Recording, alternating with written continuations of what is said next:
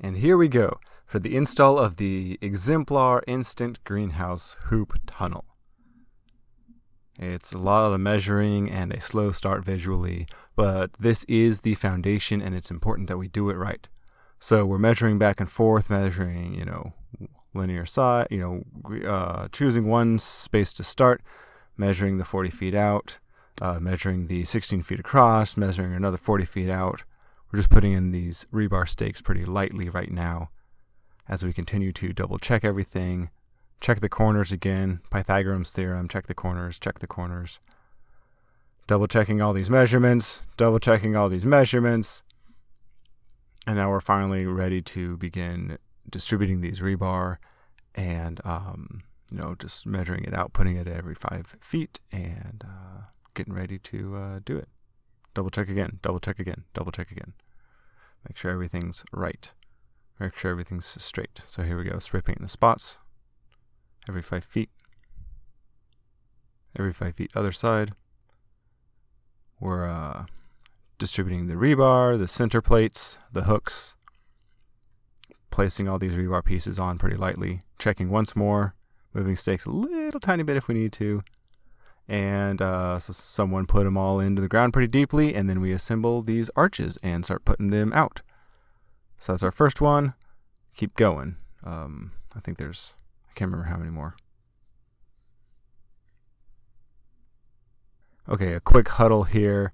We decide to put up these last couple of arches and then take a break for a little bit. You might have noticed that the weather is picking up in the background. That tree's really blowing around. And then we decided to call it. The forecast looks bad. This was not in the forecast all leading up to this day, but now it's snowing. It's full on snowing. We've got winter pretty early right now. So this is one final attempt. I'm trying to put in the last few loose pieces. Take a break, run to the car, try and warm up my hands, thinking maybe I'll be able to, finish doing this. But no, we check in with the owner. I mean, look at it. The snow is really picking up. We check in with the owner. They're all right with us taking a delay. It's gotten really cold. It's not just wet anymore. It's now cold. So there we go. I put in the last couple of pieces, and we just start loading up these things. Final checks on everything, getting a couple details fixed and sorted while we're thinking about it. And then we just clean things up and pack up and get out of there because it is becoming a winter wonderland, and that's not the time to be working and doing this kind of work. Just fine motor skills are going down the drain right now. It's getting hard. So here we go. Pack it up, get out. And then, so this final bit, I'll just bring you back to some real local audio from the time just to kind of get you a little bit immersed into what it was like and why we, just kind of had to call it and come back for another time. It's snowing.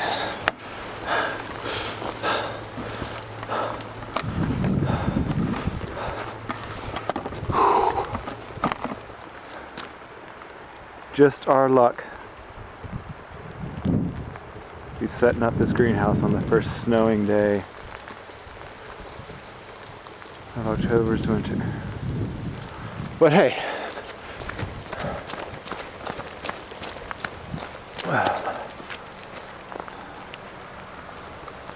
here we go. Second day, a lot brighter. The weather's a lot nicer. And we just began doing a lot of bracing, wind bracing, and the fabric purlin. Ends up being lots of measuring and adjusting again, tightening and measuring, making these final adjustments. At every point that you see the person standing kind of on the left off to the side there, they've got a level and they're just generally eye-checking all these arches, just trying to make them fairly square as we tighten up that purlin strap.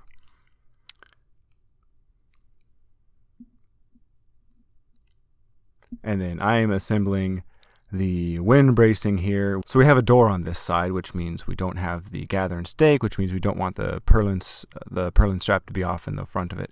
So I'm assembling this wind bracing here, making some final checks to all this. Since it won't have the purlin strap to brace it, we're just bracing it back against itself, and that also gives the purlin strap something else to pull against.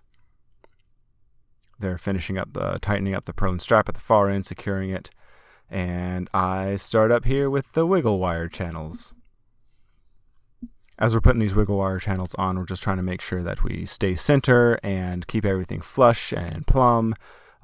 It's always the details along all this way, just like you get a good final snappy end product when you keep everything tight along the way so that everything lines up and everything continues to just look good, and you don't have a lot of small things that are out of place that end up adding up and being awkward at the end. So we just, measure things out, take your time, adjust things, do it right. There's no real going forward until it's been done correctly. This is where it matters. We do it all right, and that's that. There's no other way around it.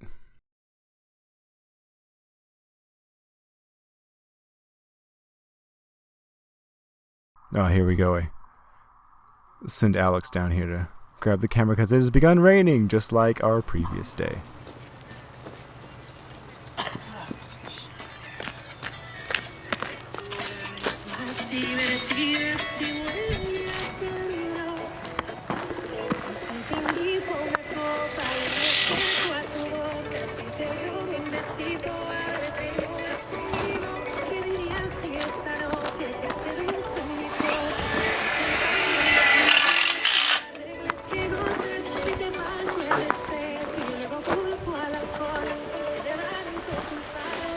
Thank you.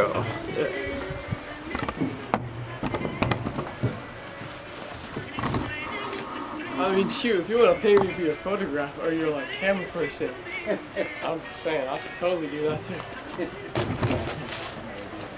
What? I can't figure someone to do that yet. All right, here we are. We're on the other side.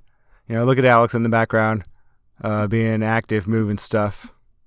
I like this part coming up where he moves the gates here. Working smarter, not harder. Didn't have to instruct that or anything. Watch this. Up and turn and let down gently. Awesome. Way to move it a significant amount of area without exerting much effort. So anyway, cleaning up that side so this plastic could roll down. We finished the wiggle wire channels, and it's time to put on the plastic. Begin unrolling it, making sure everything is center and aligned, just keeping everything even on all the sides all the time, making sure that it's not curving weird as it goes across and stretching weird and just like the plastic being out of sync. You want the right side in and the right side out because there's UV treatment on the outside, anti-condensation treatment on the inside. All right, securing with rope, tossing the rope back and forth. And then in the meantime, I'm also inside there rolling the plastic up underneath and just kind of cleaning that up and making everything nice and snappy. All right, here we go. Last big step. We are putting on the door. Measuring again, we just kind of give it a simple secure with the wiggle wire, make some adjustments, make sure everything's where it needs to be, begin to secure things a little bit more, and then put all the wiggle wire all the rest of the way down. And there we go. And then after this, wiggle wire the other side. See the straps in the middle there.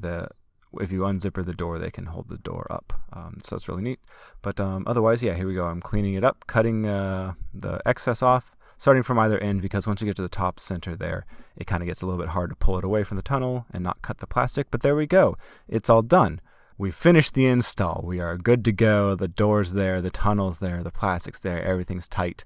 And it's shedding water, and it's a nice climate inside already. So moving to the side, we begin to see some of that depth and potential, what could be grown in this 40 linear feet of space. Here we go. Now look at it. it's a good amount of space. It seems smaller when we were on the outside building it, and now it seems bigger once you get inside. It's all set up and you put it inside. So plastic's all tight and ready to keep your plants protected.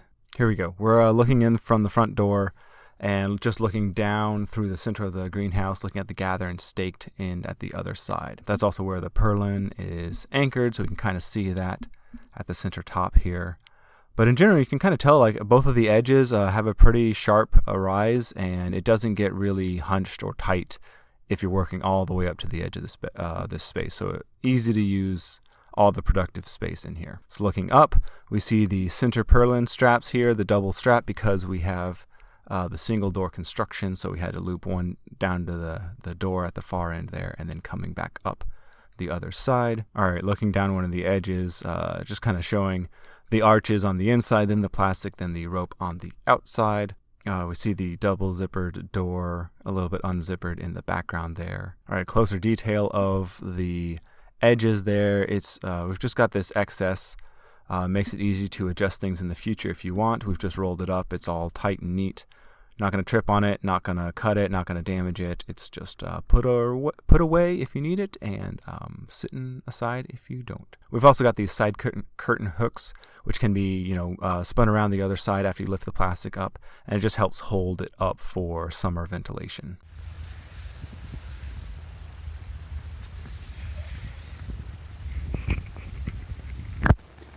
All right, now we're getting ready to get out of here. Looking back at that double zippered door, time to leave this protected space. It's really nice. It's really rewarding. This is the really rewarding part of the project, to be in here underneath the plastic, and especially when it's been raining the whole time, you just really get a sense of how nice it is to be in here. All right, one last look with the door rolled and zippered up out of the way, and here we go, back outside looking at everything again. We've just got the tunnel tucked in here nicely on the edge of these couple of sheds, bringing use to an otherwise neglected and not very highly used area. Because if we take a look over here, this was the space beforehand, just a gravel bed where there used to be an RV parked, ended up as just storage material. We can see a little bit of fencing material off on the side, but there really wasn't much happening. And especially this is kind of a high value space. It's fairly close to the client's home.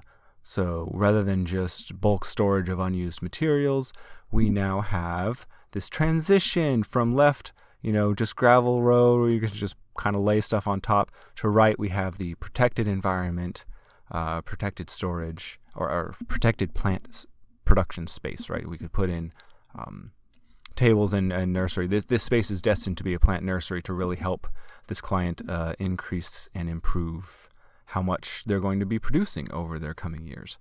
So thank you for watching, and check out Sustainable Landscape Services for your own instant greenhouse or other sustainable landscaping design and or installation project needs. All right, thanks a lot. I'll see you around.